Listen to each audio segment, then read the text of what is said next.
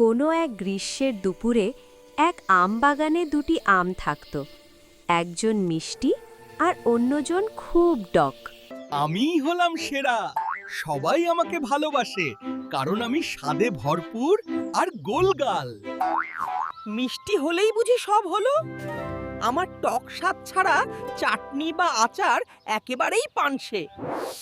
তাদের ঝগড়া চলতেই থাকলো। কেউই মানতে রাজি নয় যে জীবনে মিষ্টি টক দুটোই জরুরি। ঠিক সেই সময় এক রাঁধুনি এসে কিছু আম পেড়ে নিল, কারণ তার আজ বিশেষ রান্না চাই। রাঁধুনি বললেন, মিষ্টি আম লাগবে আমের পায়েসে, আর টক আম লাগবে দারুণ জিভে জলানা চাটনিতে।